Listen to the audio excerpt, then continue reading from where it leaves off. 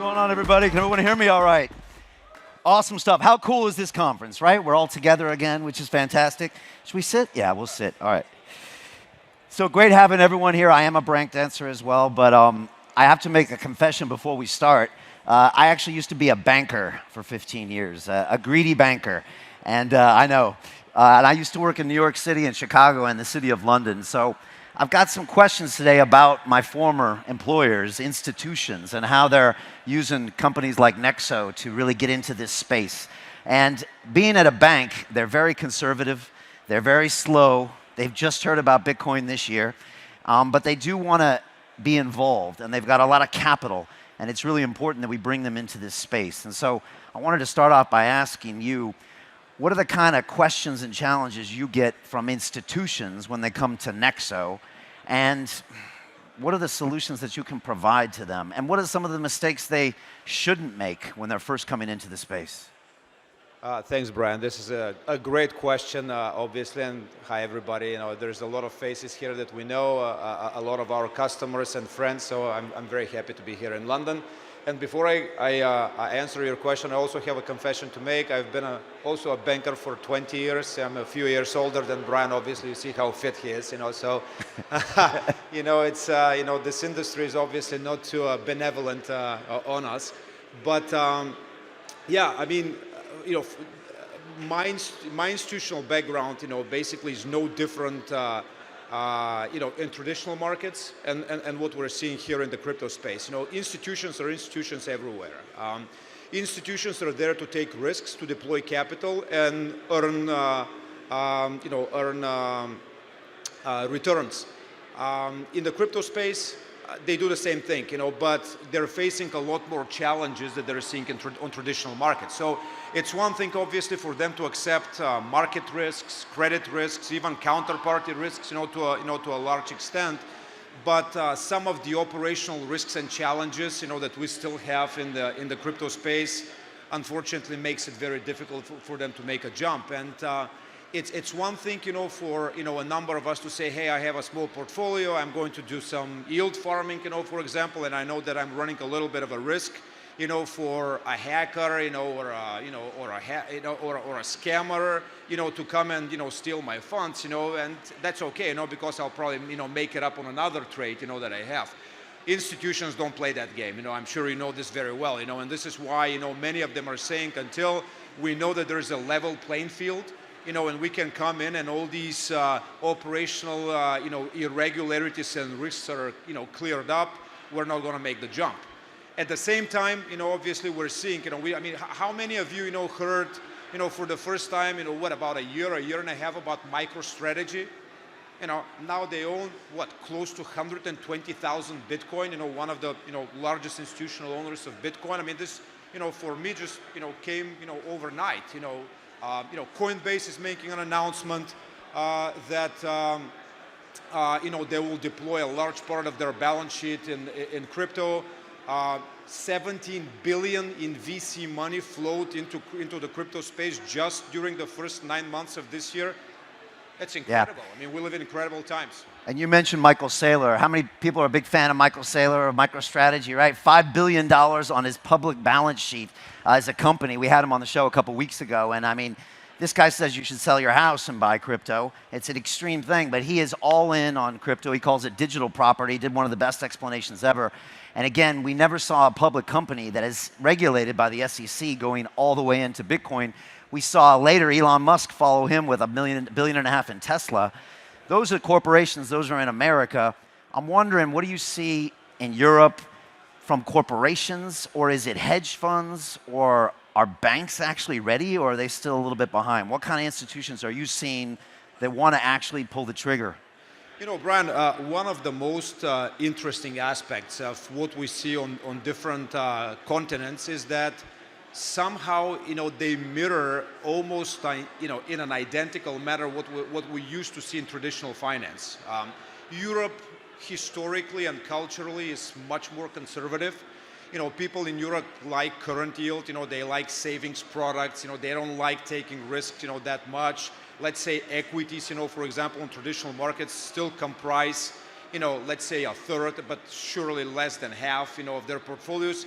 It's exactly the opposite at the other side of the pond in the US, where obviously investors have been traditionally much more aggressive and pursuing, let's say, more alpha from equity. So it's very similar here. When institutions come to Nexo, traditionally in Europe we have these asset managers. We've been approached by a couple of pension funds very early.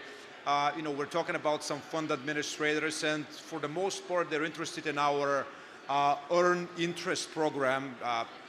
How many of you have tried it, know about it? It's actually one of the highest interest rates paid in the market, and it's we like to call it internally money market on steroids, because we pay a daily compounding interest rate, so people store their crypto, their stable coins, their fiat with us, and we, without doing anything else, just storing them on our platform, not even a single additional button touched, we start paying daily compounding interest rate, which is about 8% per year at the moment.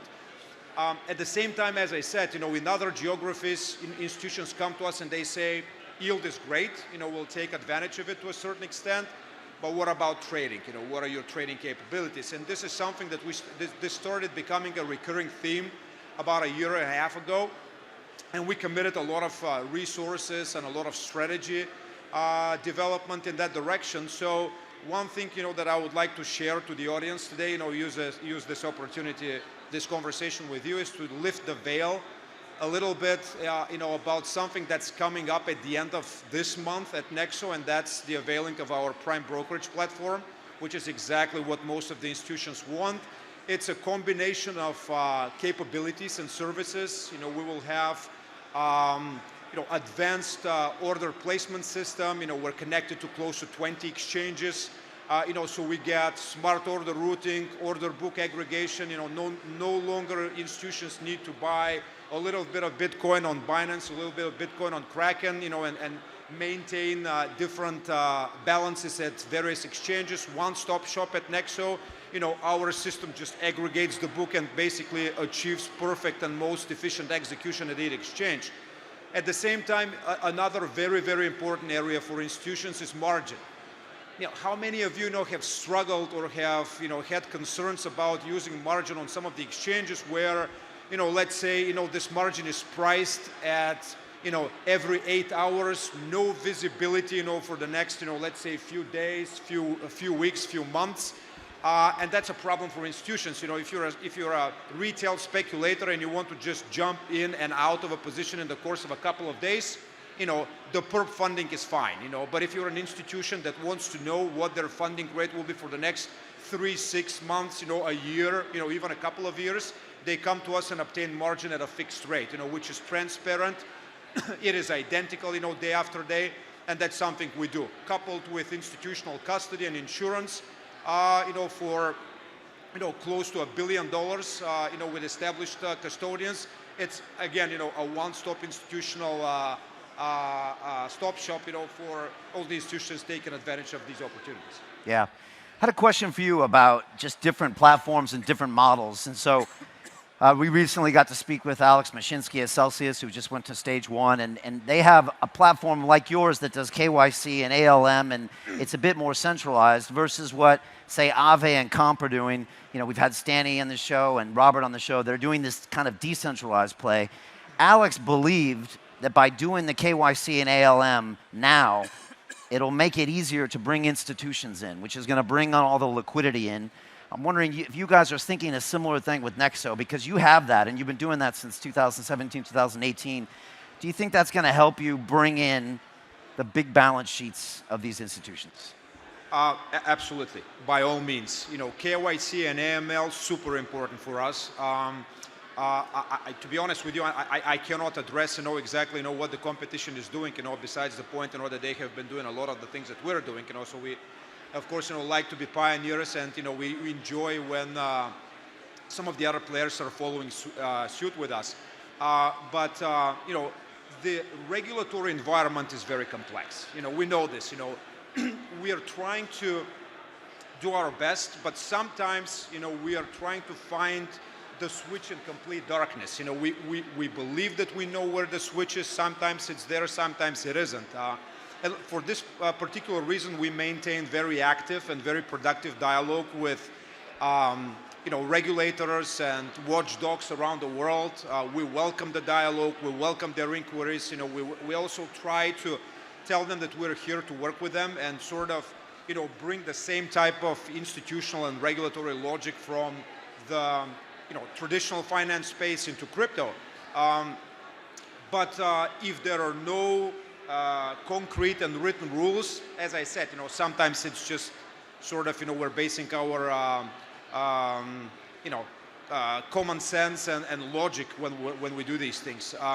But one thing at Nexo is that we don't compromise with KYC and AML for one very important reason. Obviously, we're not interested in how we can provide sort of the most efficient type of services without any boundaries today. We want to build an infrastructure that can provide it to anybody, whether you're a small times retail investor and speculator, to the hedge funds and the investment banks. It should be the same exact structure that works equally well and ensures safety of funds, of course, no commingling with questionable assets, which again, it's just a short runway. It's not something that we're interested in. We have been speaking with a lot of friends and colleagues in the DeFi space and trying to work with them and find out how this kind of sort of institutional thought process and advancements can be made in the DeFi space, because obviously, if we connect, an aggregator, a decentralized exchange from the DeFi space, we want to make sure that the money that comes to Nexo is as clean as the money that's already on the platform, and we're not going to run into some unnecessary complications in the future. Yeah, and this is a really important point. Again, Stanny, we sat down with just a couple weeks ago. I mean, he's got 23 billion locked in his platform, but it's a DEX. And we all love DEXs because we love decentralized finance. But the problem is when the institutions come in, they can't tell where this money's coming from, so it might stop the adoption. Also, when it comes to regulation, everybody wants more clarity. Does everybody here like Gary Gensler, or do we not like Gary Gensler of the SEC? We like him, we don't like him. Gary's actually, yeah, boo, right? Gary's actually a former MIT professor where I went to school, and he was teaching this exact same technology back in 2018 at the Sloan School of Management before he became the SEC regulator. And he basically, at that time, said Bitcoin and Ethereum were not securities. Now he threatens Coinbase and Brian Armstrong when they offer a lending product and said that might be a security. Alex Mashinsky, I think, is having problems in New Jersey. I think everybody just wants a little bit more clarity also with stable coins and what's happening in the future. I think it's going to help us all. But right now, it's a bit ambiguous and a little frustrating, probably hard for institutions. Do you get any signals from people in Europe? Or for you, are you just thinking, let's keep the KYC, let's focus on what our business is, and just try to provide end value to the user? Or do you have active conversations with regulators? Or is it this kind of relationship we see with Brian and Gary where they communicate over Twitter? They won't even seem to get in the same room. It's this very strange relationship, I guess. You named it. We are very concerned and very diligent about this aspect of our business. I mean, this is actually sort of a wider conversation, a conversation that we've had with many cryptocurrency sector participants, and we're saying that when you're a CeFi platform like Nexo, we obviously do a lot of direct interaction with the customers. We do a lot of hand-holding. Obviously KYC and AML involves a lot of manual components, manual components as well. But yes, if you want to be a reliable counterparty and partner to not just institutions, I mean, corporations, we do business with a lot of, corporate treasuries, foundations, small hedge funds, a couple of people, running some complex algo trading strategies, from their homes. But all of them want the same thing. They want reliability. They want to make sure that when they do business with you, you're going to deliver the best in-class trade execution to them. You're going to give them margin, that they can rely on today, tomorrow, a week from now. I mean, you mentioned, some of the problems, that, some of other companies in the space have run into. you know, that, who knows? You know, maybe they're not spending enough time and resources as we do on working with regulators. But again, I need to reiterate, you know, that in these conversations we can only be as active as we are allowed to be. We can only offer, you know, to work, you know, and to provide help and resources, you know, so that we are all sort of swimming in the same direction.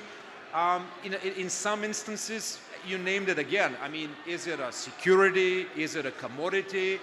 This, unfortunately, isn't a part of the conversation, you know, that we can be in. You know, so there are certain things, you know, that happen, you know, around and, you know, and above us. And when these conversations clear up and a conclusion is reached, what we're doing at the moment is ensuring that we will be ready for whatever the outcome, and whoever the regulator will be, you know, we have opened, you know, some early conversations. We have offered help. You know, we can share with them immediately our KYC, AML procedures. You know, the way we ensure that there is, you know, no commingling with questionable assets, and you know, that's the best we can do. And one final aspect, you know, I would like to add is, you know, this is something, you know, that everybody, you know, including myself, you know, I'm so happy, you know, so enthusiastic about the innovation that's coming from the DeFi field. You know, we're looking at multiple projects. We're collaborating with some of them. We're investing in a number of them because we like the people and the technology. But at the same time, in today's day and age, in today's modern financial system, unless you have, like we do, an army of regulatory and compliance people in-house, you know, probably a team of, you know, 20 plus people, you cannot ensure, you know, that you will be aligned with what at the moment is sort of in the stage of development on the regulatory front, and what we expect and believe it will look like a few months from now, a couple of years from now, taking, for example, what's already in the traditional finance space. Yeah, and this is the problem with regulation. I mean, all the old school people in here, we welcome when we see things like Uniswap and Compound DeFi Summer of 2020. It's like, wow, we've got coders, we got programmers. They don't need balance sheets. They don't need KLM. They don't need all those things. But then on the flip side is, to take this to the next level, we need the institutions. We need all of that liquidity. And so there, you have to almost embrace all of those other issues when it comes to that front end, and embrace some type of CeFi and look at maybe TradFi versus DeFi and versus CeFi. And I think that's what we're trying to do to take this to the next level. And again, there's a great place for a Uniswap in this space and a Compound in this space, and there's a great place for a Nexo in this space to try to bridge that gap.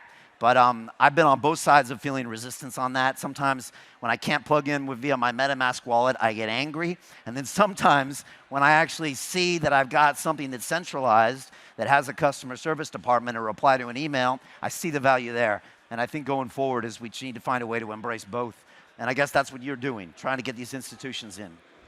This is exactly right. And I fully agree with what you said a minute ago. We have these conversations on a daily basis, you know, especially when we speak with our community on one end, and also with a lot of partners on the other end, you know, because for the most part, Nexo is interested in supporting a lot of projects, collaborating with a lot of projects, investing in a lot of projects, but we always must have the strategic benefit angle. You know, how does this partnership or this investment, how does that enrich the overall Nexo experience? It's super important for us, and this is one of the most important assessment points for us.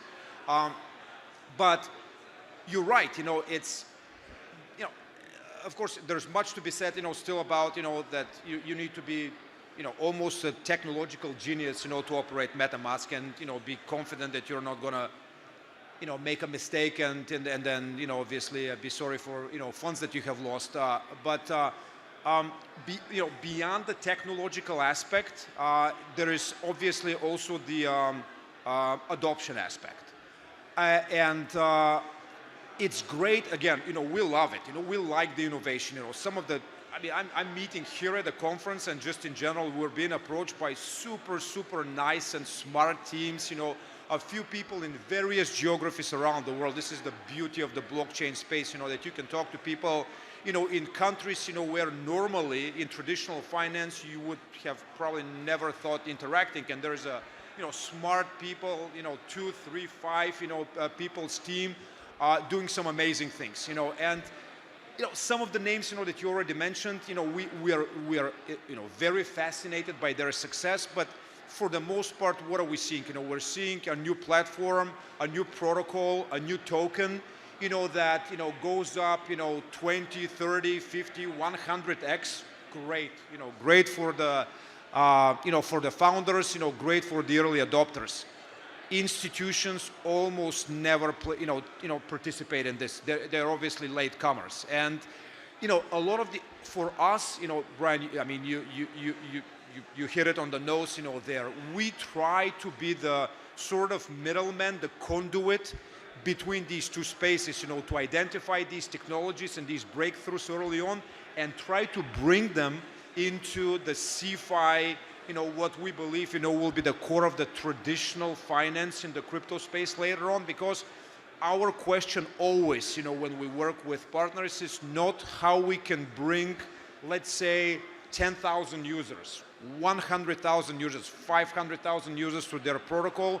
We want to bring over, our, currently 3 million users or Nexus platforms, and potentially in the future, tens and hundreds of millions of users, because otherwise, again, the outcome for the founders and the early adopters is great, but 100,000 users around the world don't build a market.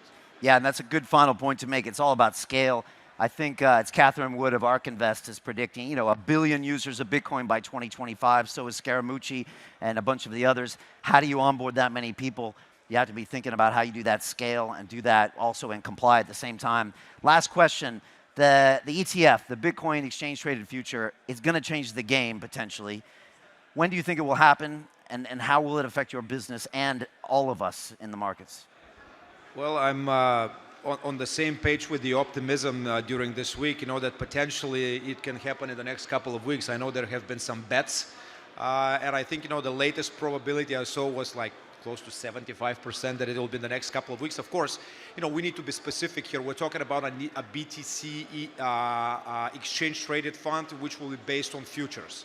And again, this isn't, an abnormality of some sort. In traditional finance, a lot of ETFs, start, being based on derivatives, and then they move, to the spot market. So it will be obviously an immense success, a great victory if we start there, with the futures BTC ETF and take it from there. I mean, I'm sure, that there isn't a single person in this room, that doesn't know what an ETF is in traditional finance and hasn't seen one, for example, on the S&P 500, on gold, on Asia, on multiple geographies, industries, and asset classes, So I truly believe, that this is absolutely the future. There is still, some progress to be made, by all means, and I cannot say that I don't understand why the regulators are taking the slow route and making sure that everything is